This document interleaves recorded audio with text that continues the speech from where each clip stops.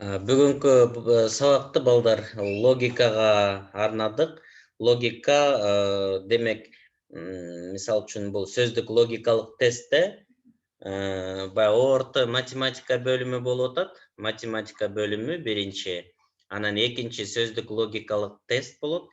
Анан үчүнчү эне тилдин практикалык грамматикасы деген үчүнчү бөлүмү да. Ошондо окуучулардын көбү, мугалимдер деле туура эмес эле түшүнүп алышкан да, мисалы үчүн математиканын кыргыз тил бөлүмү депчи. Анан кыргыз тилден көп балл берилет экен депчи. Андай эмес.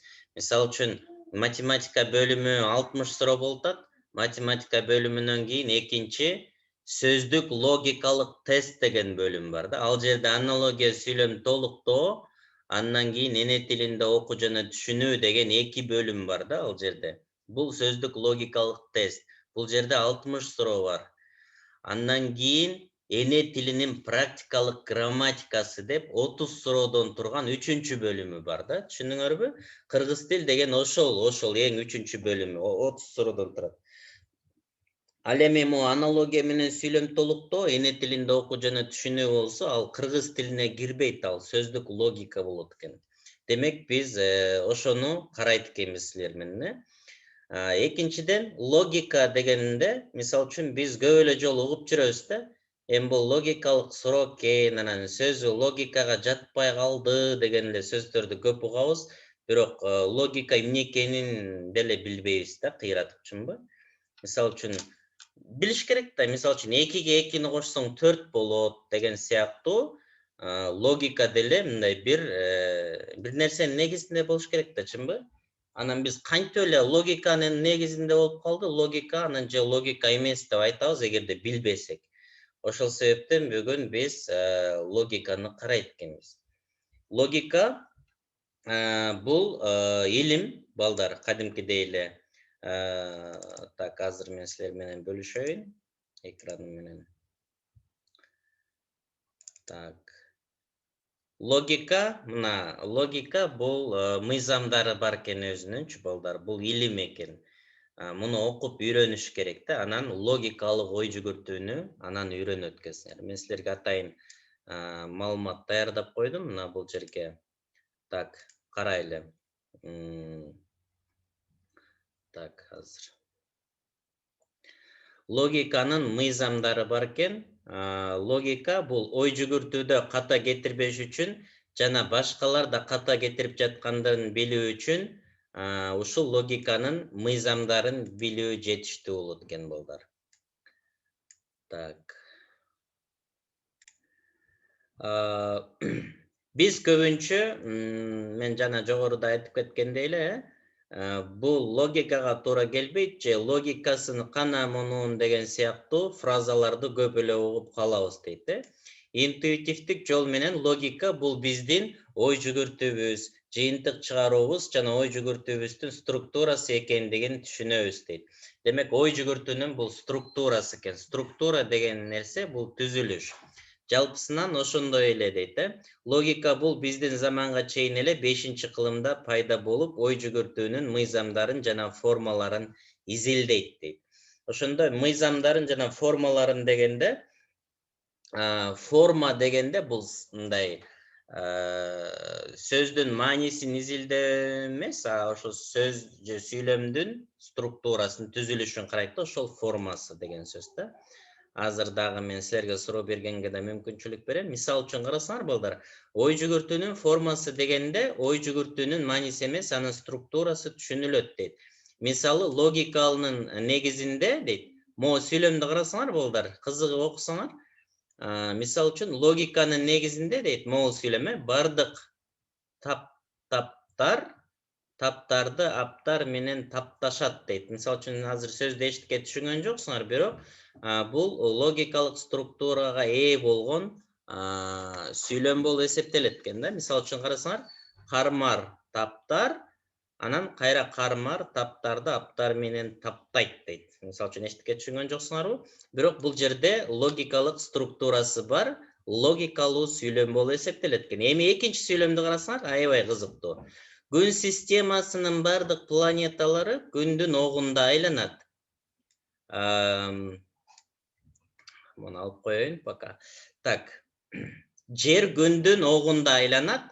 Демек, жер күн системасынын планетасы деген сүйлөм логикага жатпайт дейт. Кана балдар ким эмеге чыгат?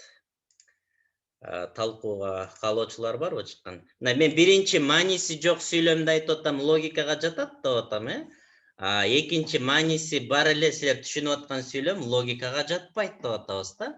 Азыр силер менен ушул сүйлөмдү талдап үйрөнөт экенбиз дагы, анан логика деген эмне экенин үйрөнөт экенбиз.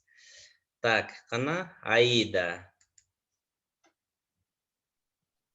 Саламатсыз багайым, ол сүйлөм туура. Экинчиси себептен де жер күндүн системасында эмес, күндүн огунда айланат да. Ошондой сүйлөм болуш керек беле?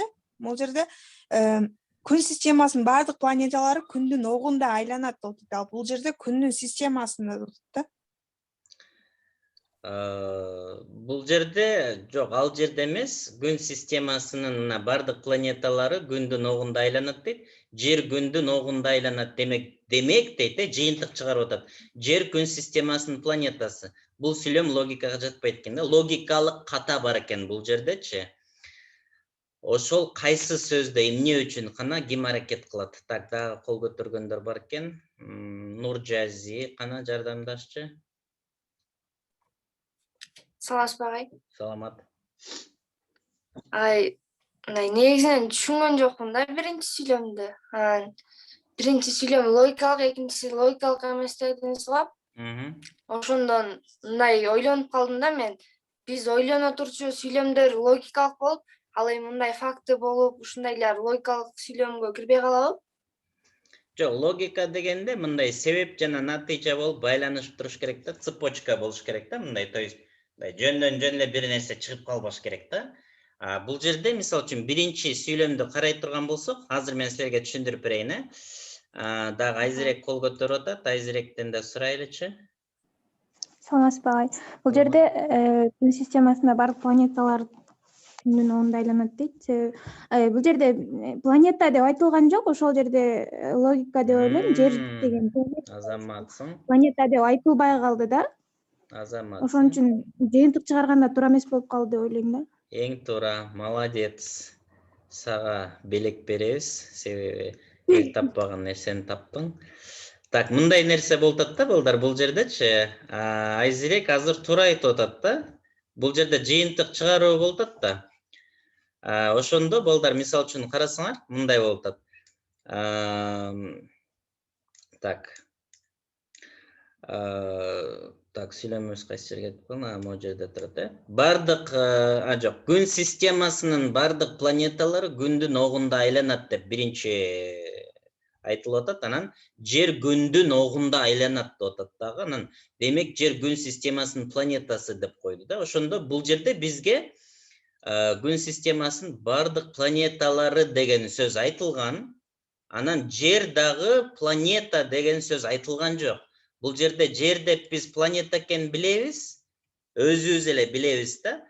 Бирок негизи бул эме катары, бул жерде планета деп айтылбаган үчүн логикалык структура бузулуп калды да бул жердечи. Логикалык структура бузулуп калды. Жер может бул жөн эле бир микробтур, каяктан билебиз, чынбы? Же менин күчүгүмдүр, каяктан билебиз? Мен күчүгүмдүн аты жер. Же болбосо бир микробтун аты жер да. Бул жерде жер планетасы деп айтылбаган үчүн жер күндүн огунда айланат деген бул жөн эле адаштыруучу эле сүйлөм болуп калды дагы. Ошон үчүн демек жер күндүн системасынын планетасы деген жыйынтык бул ката болуп калды. Ошол себептен логикага жатпайт. Ал эми биринчи сүйлөмдү ала турган болсок, балдар, мына карасаңар, жөн эле бардык таптар дейт, мисалы үчүн, мону таптар эмес, ооба, бул көптүк түрдө турат мына. Ошондо таптарды аптар менен тапташат дегенде, ошондо могу түшүнбөсөңөр, могулардычы жөн элечи. Мисалы үчүн бардык А Б менен бардык А менен Б деп, мисалы үчүн, могу символго алмаштырса болот да, мисалы үчүн, могу сөздөрдүчү. Таптар, таптар деген жөн эле А деген эле символго алмаштырсак, бардык А менен Б деп эле сүйлөм бүтөт дагы. Анан могу кармар деген, могу дефис турат да, дефис турган бул ошол нерсе дегенди түшүндүрөт. Мисалы үчүн кармар деген, бул жерде деген сөз бар да, мисалы үчүн байламта сөз. Дефис аркылуу берилет дагы, анан бул таптар деп атат дагы, бул жерде атап атат. Мисалы үчүн бардык күн системасынын бардык планеталары деген сыяктуу, могул жерде жер дагы планета деген сыяктуу сүйлөм болуп калды да могул. Ошол себептен могул кармар деп туруп, анан могул жерде айтылып аткан, мисалы үчүн этиш тапташат деген сыяктуу, бул жерде дагы таптайт деген этиши турат да. Ошол себептен мунун структурасы толук бүтүн болуп турат. Көрдүңөрбү? Ошол логика деген мына ушундай экен. Структура бузулат экен же структура бузулбайт деген нерселер болот экен да. Ошол себептен мына логика деген ушул. Эми азыр силер менен биз логиканын мыйзамдарын карайбыз. Логикада 4 мыйзам бар экен. Так, анан калганын уланталы. Азыр бир мүнөт. Так, комментарийлерди бесер окуп коеюн. Так, анда уланталы. Биринчи мыйзам, тетрадыңарга жазгыла. Биринчи мыйзамдын аты, логикадагы биринчи мыйзам бул барабардык мыйзамы экен. Барабардык мыйзамы. Бул эмнени түшүндүрөт? Ар бир ой өзүнө барабар болуп, бирден ашык мааниге ээ болбош керек дейт. Ой жөнүндө кеп болуп атат да бул жерде. Ар бир ой, мисалы үчүн мен бир ойду айта турган болсом, ошол бир айткан оюм бир эле мааниге ээ болуш керек экен да. Мисалы үчүн мен суу ичем десем, мен каша жейм дегенди түшүнүп алып туруп суу ичем деп айтсам болбойт экен да. То есть элементарный түшүндүрсөм ушундай. Муну практикада көрөбүз азыр. Анын мааниси төмөндөгүчө дейт балдар. Биздин заманга чейин эле Аристотельди уктуңар беле? Жоккан жок белеңер. Аристотель деген ошол логиканын эмеси деп коет, атасы деп коет башкача айтканда. Ошол логика илимин Аристотель түптөгөн. Ошол 4 мыйзамдын 3-өөнү Аристотель түзүп кеткен да, анан 4-үнчүсүн дагы кийин кошуп коюшкан. Логикада ошол негизи 4 мыйзам бар экен. Ошонун биринчиси барабардык мыйзам экен. Ошол жөнүндө Аристотель минтип айтат экен. Бирден ашык мааниге ээ болуу бул эч бир мааниге ээ болбоо дегенди түшүндүрөт дейт да. Эгерде сөздөрдүн белгилүү бир маанилери болбосо, анда бири-бирибиз менен гана эмес, өз алдынча да ой жүгүртө албай калабыз. Себеби ар жолу бир нерсе тууралуу гана ой жүгүртө албасак, анда эч нерсе тууралуу ой жүгүртө албай калабыз деп айткан дейт. То есть ошондо мен бир жолу ойлонгондо бир оюм бир маанини түшүндүрсө, эртең деле ошол ойду ойлосом, ошол эле маанини түшүндүрүш керек деген маанини айтып атат да. Мисалы, барабардык мыйзамынын бузулушунун эң көрүнүктүү мисалы төмөнкү тамаша дейт. Төмөндөгү тамашада барабардык мыйзамы бузулганын көрсөтөт дейт да. Мен колумду эки жерден сындырып алдым деп бирөөсү айтса, экинчи киши айтат дейт да, экинчи ал жерлерге барба депчи. Түшүндүңөрбү? Логика бузулган сүйлөм да мына бул жерде. Мен колумду эки жерден сындырып алдым деп, ошо колумдун эки жери сынды деген мааниде айтып атса, бул жерде жер деген сөздү өзүн алып туруп, экинчи ал жерлерге барба деп койду да экинчи киши. Көрдүңөрбү? Бул барабардык мыйзамы бузулган сүйлөм болуп эсептелинет. Анан бул сразу эле тамашага айланып калды да, мындай күлкүлүү болуп, логикага жатпай атканын сразу эле көрүп атасыңар. Эми мындан кийин ушул сыяктуу нерселерди көрсөңөр, бул логикага жатпайт, а именно бул барабардык мыйзамы деп түшүнсөңөр болот экен да. Мисалы үчүн балдар карасаңар, барабардык мыйзамы кичине татаалыраак бузула турган болсо, софизмдер пайда болот дейт. Азыр мен түшүндүрөм. Софизм бул калп ойду логикалык мыйзамдарды атайын бузуп, туура тастыктоо болуп эсептелет дейт. То есть мисалы үчүн софизм деген мындай болот да, атайын логиканы бузат дагы, мисалы үчүн могу биринчи сүйлөмдү деле карасаңар, жана силер менен карадык го. Могул жерде күн системасынын бардык планеталары жер огунда айланат, жер күндүн огунда айланат деп туруп, демек жер күн системасынын планетасы деген бул софизм деп коет да. Бул жерде атайын жер күндүн огунда айланат деп ал планета экенин айтпай туруп эле, анан жаңылыш жыйынтык чыгарып коюп атат да. Бул жерде атайын жана күчтүү ораторлор болот да, элдин астына чыгып, мондай элди ишендирип, кыйын сүйлөгөн кишилер бар да, оңой эле адамдарды алдап коет да. Ал алдаганда атайын ошол софизм деп коет. Логика мыйзамдарын жакшы түшүнгөн адамдар атайын колдонот да, бул софизм дегендечи. Софистика деп коет. Атайын логикалык мыйзамды бузуп турган адамдар оңой эле алданып калат да. Каратып туруп эле ишендирип коет. Себеби аябай күчтүү оратор деп коет да. Ошол ораторлор, күчтүү журналисттер үйрөнөт да мындай нерсеничи атайын. А биз жөнөкөй адамдар муну билбей эле анан алданып эле жүрөбүз да. Ошол себептен мына эми силер буюрса билип калдыңар. Софизм дейт. Эмне жакшы дейт? Мына карасаңар балдар. Түбөлүк рахатпы же бутербродпу дейт да. Албетте түбөлүк рахат дейт. Түбөлүк рахаттан эмне жакшы болушу мүмкүн десе, албетте эч нерсе. Бирок бутерброд эч нерсеге караганда жакшыраак да. Ошондуктан бутерброд түбөлүк рахаттан жакшыраак деп жыйынтык чыгарып коюп атат да. Мына көрдүңөрбү? Сүйлөмдү дагы кайталап окусаңар, азыр силер менен бир аз талдасак болот. Так, мультфильмда көргөнбүз дейт, көп эле Гитлер көп колдонгон дейт. Гитлер. Эми мындай күчтүү ораторлор колдонот экен да мына. Көрдүңөрбү балдар, могул эмени карагыла, эмне жакшы дейт мына могул сүйлөмдү карасаңар.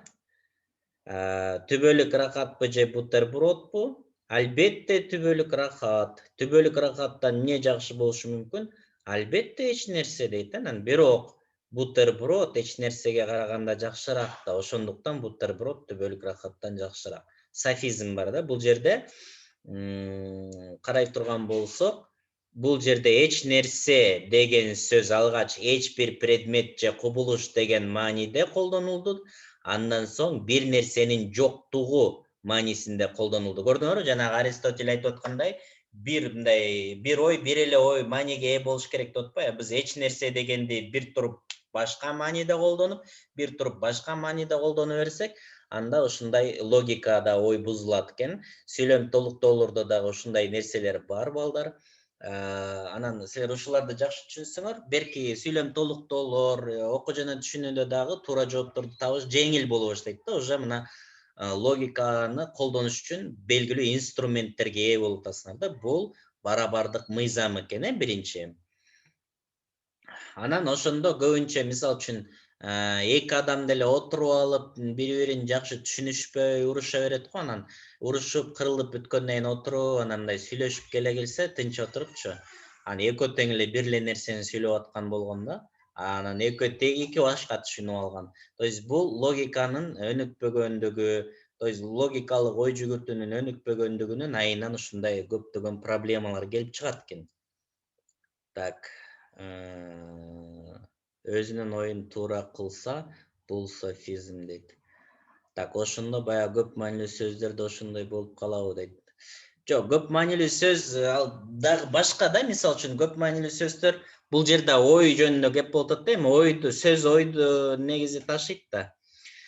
Бирок ошондо баягы бир контекст деп коет, бир контексттин ичинде, то есть бир сөз бир маанини гана берип туруш керек да, болбосо логикалык ката кетип калат экен да. Так, ушундай учурлар көп болгон дейт. Ооба, боло берет жашоодо дагы, али дагы көп болот көрөсүңөр. Ошон үчүн логиканы өнүктүрөт экенбиз, Жашоодо кандай колдонуш керек дейт муну. Логиканын биринчи мыйзамы софизмдерди табууга жардам берет дейт. Софизм бул атайлап бузуп кетет да, бул эменичи. Мисал үчүн дагы эмелер бар. Логикалык табышмактардан да бир аз айтам, анан дагы практика кылабыз. Логиканын эмеге дейт. Эң биринчи көп маанилүү сөздөргө көңүл буруш керек дейт. Демек, ошол көп маанилүү жанагы сөздөргө көңүл буруунун жардамы менен ошондо бир контексттин ичинде көп маанилүү сөз эки маанини берип калбаш керек экен да. Эки маанини берип калса, то есть көп маанилүү сөз болгондо бир контекст дегенде эми бир сүйлөшүп аткан учурда ошол сөз белгилүү эле бир маанини ташып туруш керек да. Анан азыркыдай эч нерсе дегенде эки жолу эки башка мааниде колдонуп кое турган болсо, сразу логика бузулат экен дагы, жана чыр-чатактар, андай-мындай нерселер пайда болот экен, талаш тартыштар. Экинчи мыйзамды карайлы, балдар, карама каршылык мыйзамы дейт. Бул экинчи мыйзам экен. Муну да жазгыла. Демек, биринчи мыйзамыбыз бул эмне болду? Кайсы мыйзам болду?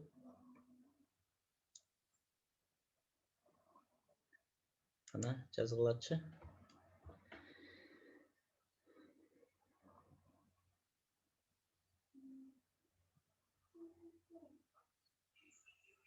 Барабардык дейт да, ооба. Биринчи барабардык мыйзамы, анан экинчи уже мына карама каршылык мыйзамы дейт. Бул эмнени түшүндүрөт экен? Бир нерсенин бар экенин айтып, кайра анын жок экенин айтуу чындык болбойт дейт. Мааниси төмөндөгүчө. Эгерде бир ой толгоо деген отуруп алып ой жүгүртүп атабыз го, ошону ой толгоо деп коет да. Бир ой толгоо бир нерсени тастыктаса дейт, ошол эле учурда башка ой толгоо ошол эле нерсени ошол эле убакта, ошол эле катышта дейт, тана турган болсо, анда ал ой толголор бир эле убакта чын болбойт дейт. То есть, мисалы карасаңар, эки ой толгоо, сары күчүк жана кара күчүк деген эки ой толгоо экөө тең бир убакытта чындык боло албайт дейт, эгерде бир эле күчүк жөнүндө кеп болуп жатса, себеби күчүктүн өңү бир эле түс менен салыштырып жатат дейт. Бул мыйзамды бузган сүйлөмдөр дейт да, мисалы, бул сары мышык үйдүн баарын кара жүн кылыптыр дейт да, мисалы. Түшүнүп атасыңар да, мына бул сары мышык үйдүн баарын кара жүн кылыптыр дейт. Ошол өзү сары мышык болсо кантип кара жүн кылат да, ушул мына карама каршылык мыйзамы да. Бала чактагы оозуңду жаап жечи деп, мисалы үчүн урушат го, кечке сүйлөй берсе, оозуңду жаап же, болбосо көзүңдү карап бас дегендей бир сүйлөмдөр бар эле. Көзүңдү карап бас десе, бул фразеологизм, анан бирок ошол эле учурда логикалык жактан карама каршылык эме болуп калат экен да. Көзүңдү карап бас десе, кантип көзүңдү минтип кантип карап алып басасың деген сыяктуучу. Ушундай нерселер бар да.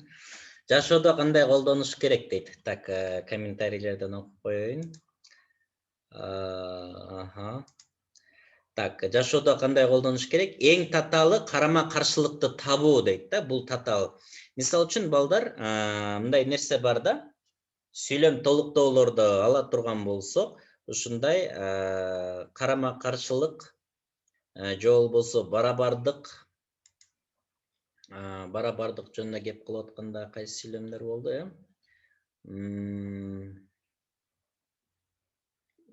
жок, бул эме болуп калды. Карама каршылык. Мисалы үчүн, так, азыр. Мисалы үчүн, азыркы мыйзамдардын негизинде, мисалы үчүн карама каршылык мыйзамдын негизинде мындай да, мисалы үчүн сүйлөм толуктоолорду карай турган болсок, мисалы үчүн аналогиялардан кийин сүйлөм толуктоолор келет, Сүйлөм толуктоолор. Ошондо мындай болот да, мисалы үчүн сүйлөм толуктоолордун структурасын жалпысынан карай турган болсок, мына биринчи сүйлөм кетип атса, бир сөз кетти, эки сөз кетти, үч сөз кетти, анан үтүр турат дагы 1-2-3 сөз кетет да, точка болуп бүтөт, чынбы?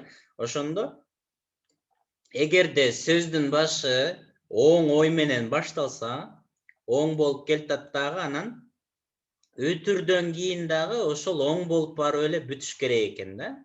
Ошол жана логиканын мыйзамдар боюнча. Анан сүйлөм толуктоолордо ошол логиканы мындай кылып бузат да.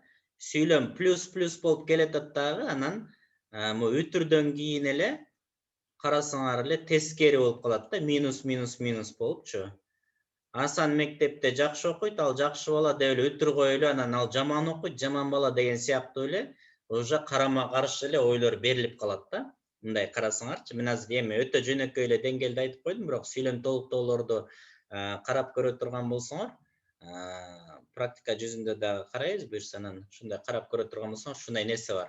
Демек, өтүрдөн кийин, бул жөн эле өтүрдөн кийин дагы плюс болуп уланыш керек экен. Эгерде мондай болгон структура болуп калса, же болбосо өтүргө чейин эмне болуп калат көбүнчө?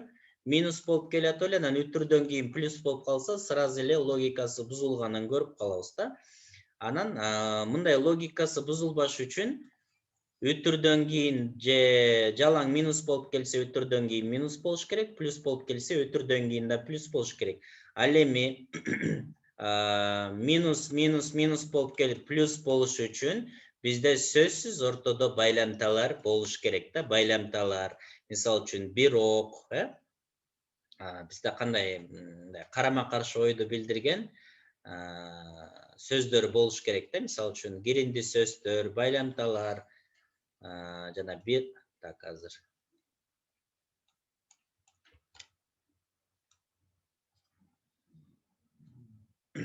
Мисалы, эгерде бирок, ошентсе да, ошого карабастан деген сыяктуу баягы сөздөрдү биле турган болсоңор, анда могу минус болуп келет эле, андан кийин плюс болуп калышы мүмкүн экен. Ушундай учурлар болот экен. Ошондо логика бузулбайт. Ал эми жөн эле туруп эле плюс болуп келет эле, анан өтүрдөн кийин эле кайра минуска айланса, сүйлөмдүн мааниси терске айланса, анда болбойт экен. Так, эми карайлы. Уланталы. Так, комментарийлерден бираз окуп коеюн.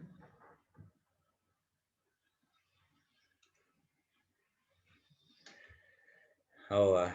Дагы балдар да сунуштаптыр. Эмеден, байламталардан. Эми карайлы. Бир нерсенин бар экени, так, ошондо сары күчүк бул кетти. Жашоодо кандай колдонуш керек дейт? Эң таталы карама-каршылыкты табуу дейт. Бала чакта бала чагым болбоду деген фраза логикасы бузулган жок дейт. Ал эми озеки докладты жазуу формасында жасадым дейт. Бул жерде сүйлөмдө логикасы бузулуп калган экен. Озеки докладты озеки жазыш керек да, жазуу формасында бердим, жасадым десе, логика бузулуп калат экен. Үчүнчүсү болбойт мыйзамы дейт. Уже үчүнчү мыйзамына келип калдык. Үчүнчүсү болбойт мыйзамы деген бир эле предмет боюнча бир эле убакта, бир эле катышта бири-бирине карама-каршы ой толгоолор бир эле убакта чын же калп болушу мүмкүн эмес дейт. Эми мисалы үчүн мааниси эмнеде дейт да, ой толгоолор бири-бирине карама-каршы болушу мүмкүн дейт. Азыр кичине сүйлөмдөрдү карасак көрөбүз. Мисалы үчүн чоң үй жана кичине үй деген ой толгоонун үчүнчү варианты орточо үй болот дейт да, чыңбы? Чоң үй, кичинекей үй десе, биз орточо үйдү дагы уже элестетебиз да. Ошол орточо үй деген ой өзүнөн өзү пайда болуп атпайбы, орточочу. Бул уже ката болуп эсептелинет экен. Мисалы үчүн карасаңар, карама-каршы ой толгоолорго үчүнчү варианттын эч болушу мүмкүн эмес дейт. Эки карама-каршы нерсени айтып аткандачы. Мисалы, чоң үй жана кичине үй деген ой толгоолорго үчүнчү варианттын болушу мүмкүн деген эч нерсе жок дейт. Мисалы, мындай дагы кененирээк түшүндүрсөм болот да. Больницада, мисалы үчүн, адамдын температурасы жөнүндө кеп кылалы. Адамдын температурасы канча балдар? Комментарийге жазгылачы.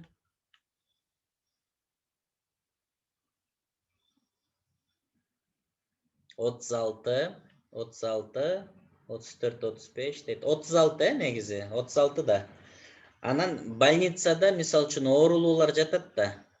Анан эң көп градус 40 градуска чыккан болсо, бирөө күйүп атат дейли да мисалы. Анан бирөөнүкү түшүп кеткен дейли. Анан ошол жерден оорулуулардын орточо температурасы канча деп мисалы үчүн сураса, суроо кандай болот балдар? Туура болобу же туура эмес болуп калабы?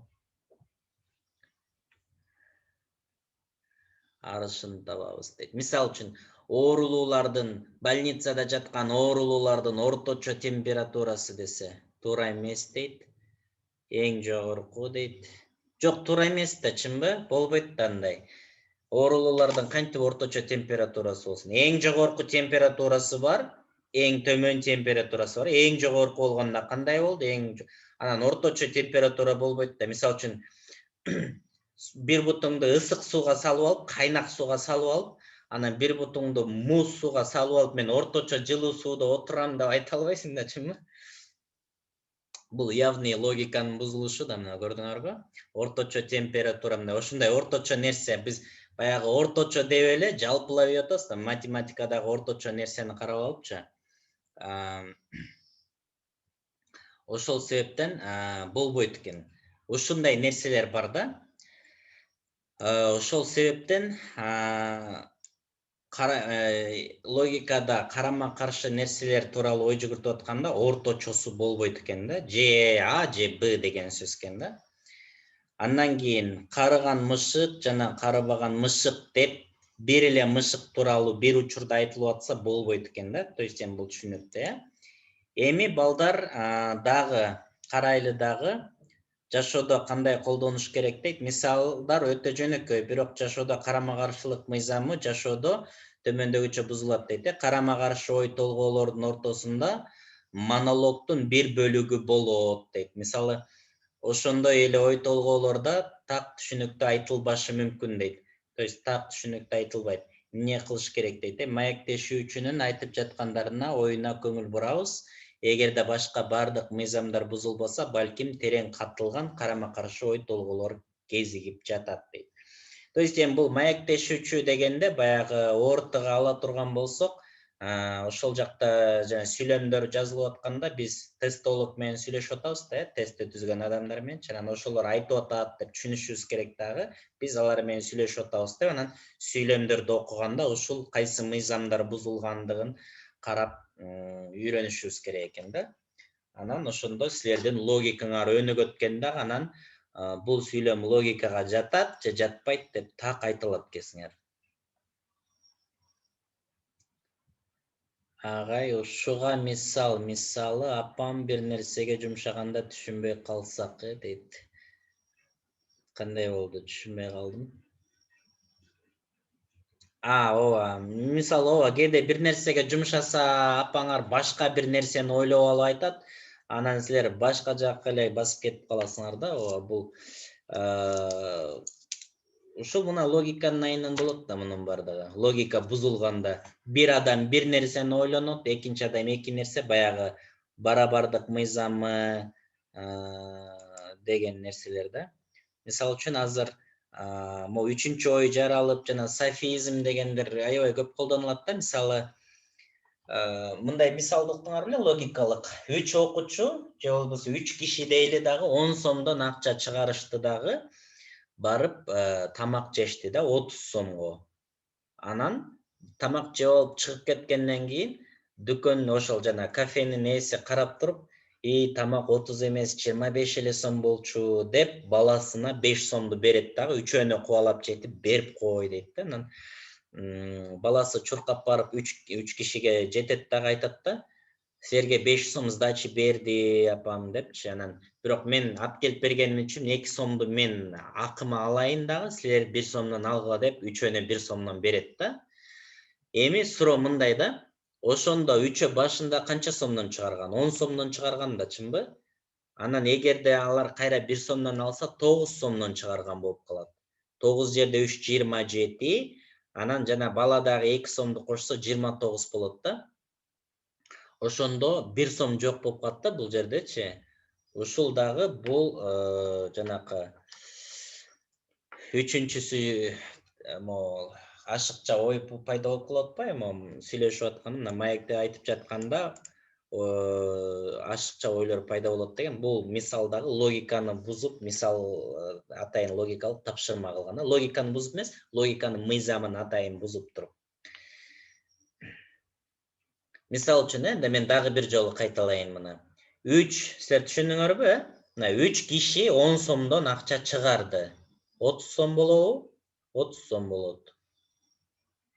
30 сом болот. Анан 25 сомго тамак, то есть 30 сомго тамак жешти дагы, анан бирок чыгып кеткенден кийин аркасынан 5 сом кайтарып берип атат да магазиндин ээси.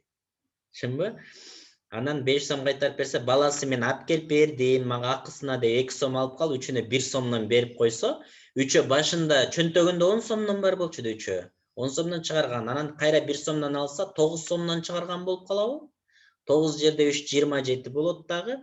Беркей бала дагы 2 сомду кошсо 29 болуп калат да, 1 сом жоголуп кетет да ушул жерде. Ошондо чын эле каяка кетет дейт. Силер ойлонгула, мен бүгүн силерге азыр мына 3 мыйзамды көрсөттүм, азыр 4-мыйзамды карайбыз.